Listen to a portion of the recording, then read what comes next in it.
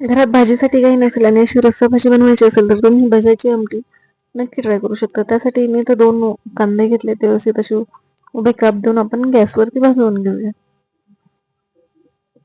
तर मी ते तुम्ही तव्यावर सुद्धा भाजू शकता, पण मला इथं काळी आमटी करायची त्याच्यामुळे मी गॅसवर भाजून घेते. तर कढईत मी इथं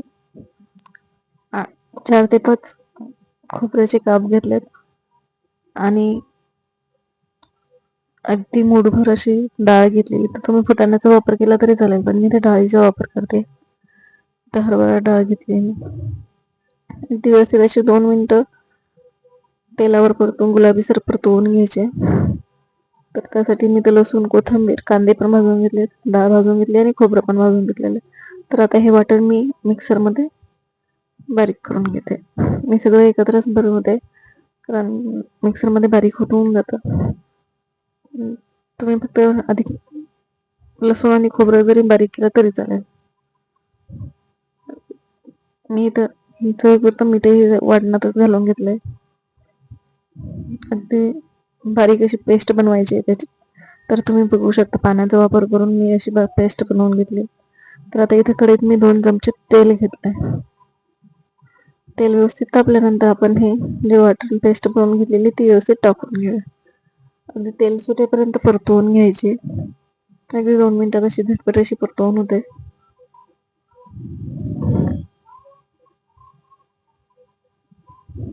तुम्ही बघू शकता अगदी कडेने असं तेल सुटायला लागतं.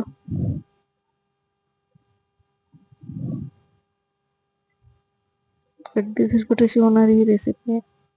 तर बघू शकता इथं तुम्ही कडेने तेल सुटलेलं आहे. तर आता आपण त्यात मसाले घालू.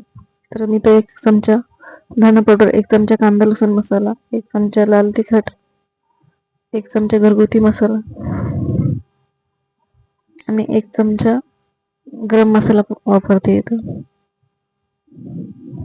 त्याच्यात मी किंचितचा मटण मसाल्याचाही वापर केला, त्यांना एक छान चव अशी येते.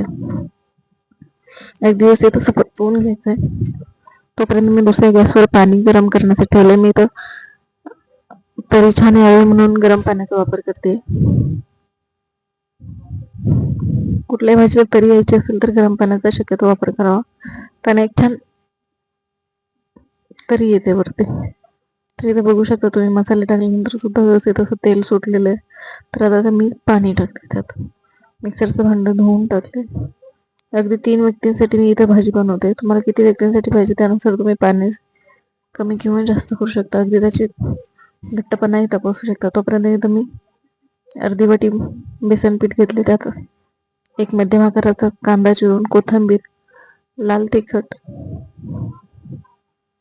आणि हळद टाकून घेते. आपण याचे भजे बनवून घेणार आहोत. तोपर्यंत मी कढईत तेल तापत ठेवलेलं आहे. इथे चवीपुरतं मीठ सुद्धा टाकलं. अगदी व्यवस्थित मिक्स करून घ्यायचं सुकत. त्यानंतर गरजेपुरतं पाणी घालून घ्यायचं आणि अगदी असं घट्टसर मळून घेतलं. तुम्ही बघू शकता तोपर्यंत कढईत तेल सुद्धा तापलंय. तर आता मी ते भजे सोडून घेतले. अगदी भज्याचं पीठ भिजवतं तसं भिजवलेलं आहे, पण भज्याच्या आमटीतले भजे थोडेसे निबर पिठाचे असतात. तर तुम्ही बघू शकता अगदी असे भजे व्यवस्थित असे सोडून घेतलेत. दोन्ही साईडने अलटी पलटी करून व्यवस्थित असे तळून घ्यायचे.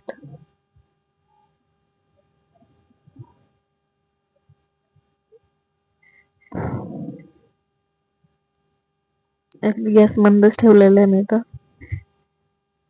दोन्ही साईडने तळून घेतले.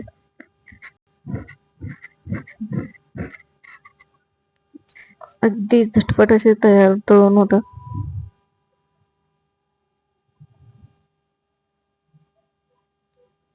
तुम्ही बघू शकता.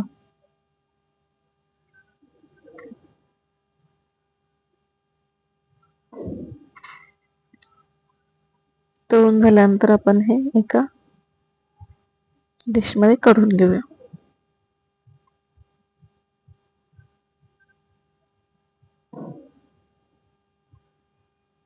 तर आता आपण ते जे रस्सा बनवलेला आहे त्याला उकळी आलेली आहे, त्यात आपण हे सोडून घेऊया व्यवस्थित आणि एक छान उकळी काढून घेऊया. अगदी झटपट ही तयार होते भाजी. आणि चवीलाही खूप अप्रतिम अशी लागते. तुम्हाला आपण थोडीशी कोथिंबीर टाकूया आता वरून आणि मिक्स करून घेऊया. भाजीची आमटी खाण्यासाठी रेडी. तुम्हाला जर ही रेसिपी आवडली असेल तर लाईक आणि शेअर नक्कीच करा. तसेच मिनूज किचनला सबस्क्राईब करा. पुन्हा भेटूया अशाच एका नवीन रेसिपी सोबत. तोपर्यंत धन्यवाद.